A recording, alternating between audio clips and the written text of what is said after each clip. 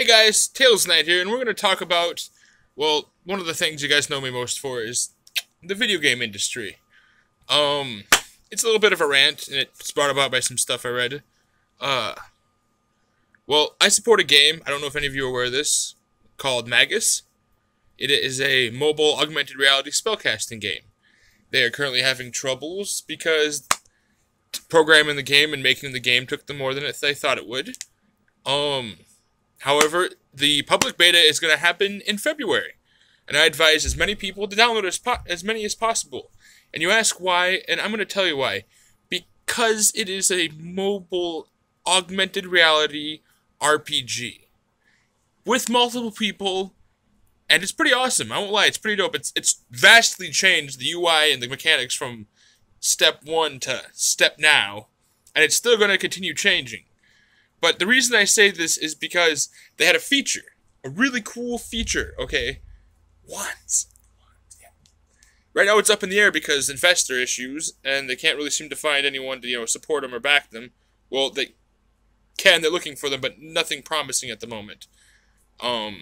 Worst case scenario, they're going to forego the wands that a lot of us paid extra for, and just give us bonus in-game content.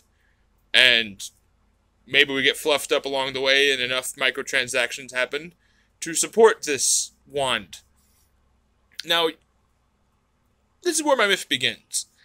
And I'm going to go on to say, we have other games like this in the industry, I'm aware. There's Star Wars Jedi challenges on the Lenovo headset with the lightsaber and everything. I haven't looked into it, but it's $200 which, I don't know how cool it is, but it seems pretty pricey, and I don't know if that's because the tech is that expensive and new and advanced, if it's state of the fucking art, or if it's just the fact that it has the label Star Wars, made by Disney, so they can people up their hats. And, well,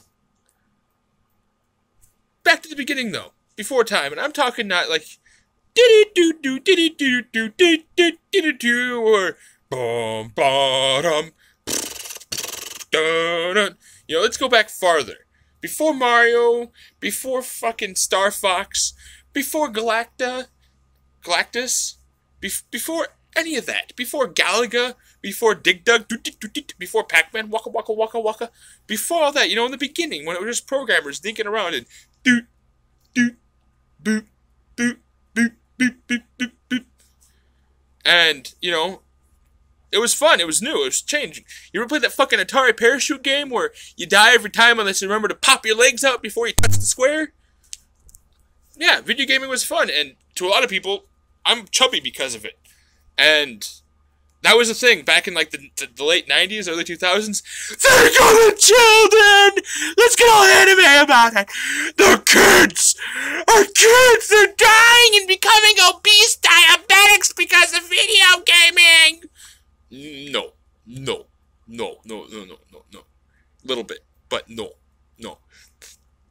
The thing is, people were sitting on their asses finding forms of entertainment via television before video games. They had other things to do, though. Fun recreational activities. But as the game industry advanced, they found less and less reasons to do the other TV shows, or Bonanza, fucking That 70s Show, all that, because new story, new take, something new, something fresh, something vibrant. Something to escape this dreaded, dreary, fucked up reality of our world where it's take, and hope nobody stabs you in the back on the way. And, yeah, my diet probably wasn't that healthy, which affects a lot of things. I mean, for Christ's sakes, I literally would have homemade bread. Yeah. I'd sneak a little extra sugar into the bread. And I'd make Texas toast slices. And my sandwich, I shit you not, disgusts me to this day to think back that this was what I was eating when I was playing Zelda. I had about a big slab of peanut butter, yay big. And on the other slice, equally large, was either Miracle Whip or mayonnaise. That's right, guys. As a child, I was eating pregnant woman food. No idea why, but my father taught it to me. So, yeah. And, I wasn't a social kid. I had ADHD. I had really bad anxiety. I had mild OCD. Yeah, no one really explained it, how it worked. Then they just said, you had this. And then they'd be like, you're obsessing, you're obsessing, you're obsessing. And of course, you're in the middle of having an anxiety attack based around your OCD. Like, what does that even mean? What does that even mean? Adult, stop being an adult and talk on my level.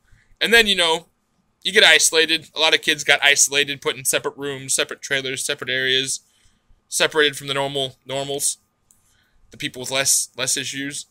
And a lot of people aren't really that social that go through that.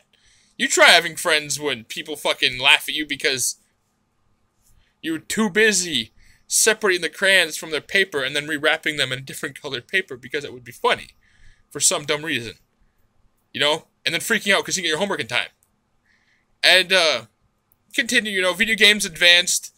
Antisocial. I tried to fit in, but people just were stupid. They were dumb. I mean, from the whole, woof, woof, wabba! You know, stuff they did to Mac Jones. I didn't understand any of it. Fuck, I was in a whole different loop. I was on the other end. I was even in the same library. I was even in the same book. I was on a whole fucking other campus out there. And it was so hard to find people on that campus. Until you find chat rooms. Until you find MMOs. You're alone. Now, these are social games. These are great games, which also have the side effect of absorbing people hardcore. Especially back in the day when, like, video game suicides were apparently at their highest because your guild girlfriend fucking broke up with you. Oh my god. And, you know, still, people sat around sitting, inactive and mobile. Now, the reason why I'm encouraging you guys to download this game, to support it, to social support for some type, is because the future, okay? You don't want your kids sitting at home. You want them off, I don't know, spraying other kids with paintball, running around having fun. But that's not every kid's thing. Some kids just really aren't about that. And that's okay. That's how society works. Now, imagine your kid playing World of Warcraft, but not on the computer. They're running around with a little baton. And they have some sort of visualizer that overlays whatever's going on via reality and their video game. And they're doing that via baton, or two batons, or whatever the setup would be for whatever weapon their character's using. You know? Now, accidents happen in any scenario that involve activity. So running into a tree or something, that's going to happen. But your kid will be outside swinging like a maniac. Okay? Everyone will look crazy. If you ever watched anyone play an AR game in hardcore mode, they look nuts if you have no idea what's going on. And a kid with goggles is going to look crazy at first. But then when it's the norm, no one's going to look crazy. It's just to be kids playing video games.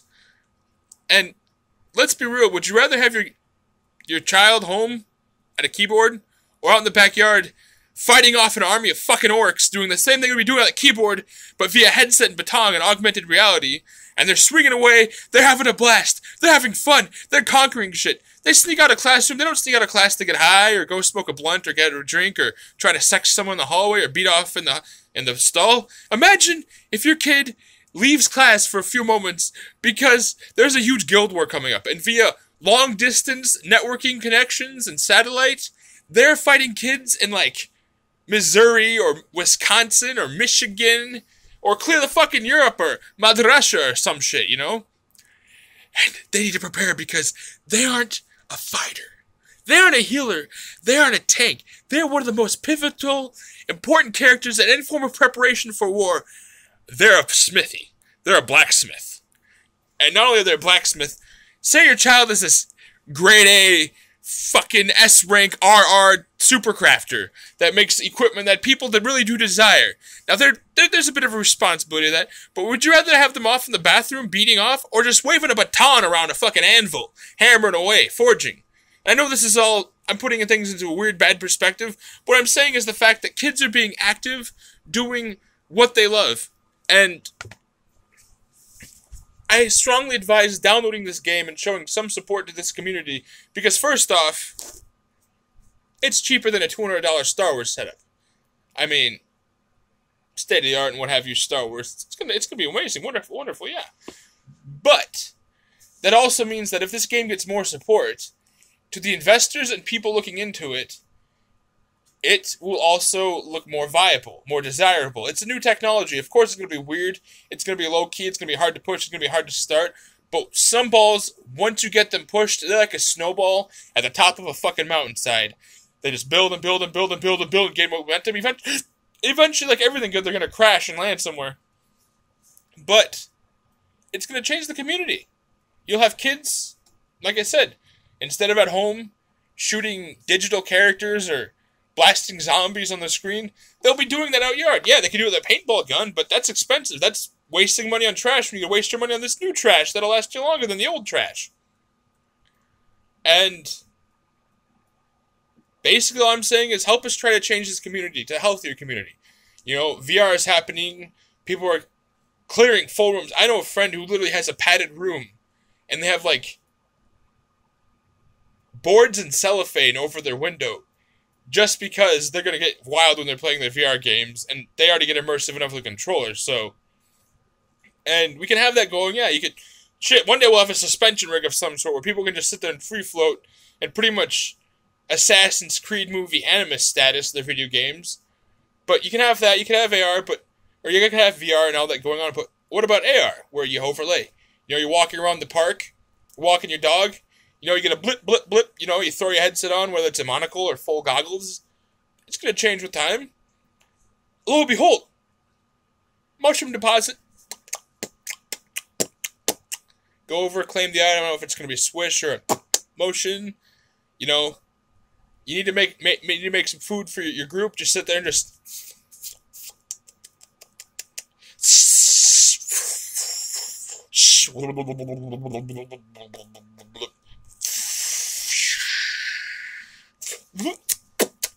You know, do it on the spot. And voila, you made the meal for your in-game characters.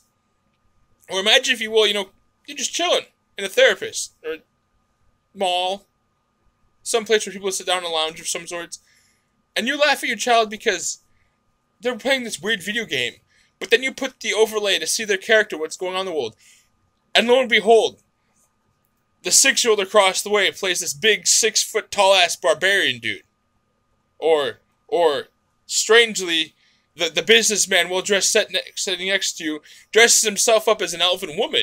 There's a whole other world going on top of your world, and it's amazing.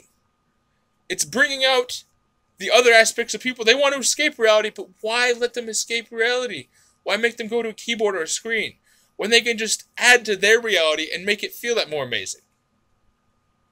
And I guess you can say, I love my community. I love gamers. I love people who game, who take the time to write fantasy stories, who sit there and they draw characters. They get so into it, they make the coolest stuff. They collect stuff. I literally have a video game collection. Well, not a video game collection, but miscellaneous paraphernalia and merchandise of video games all around my house.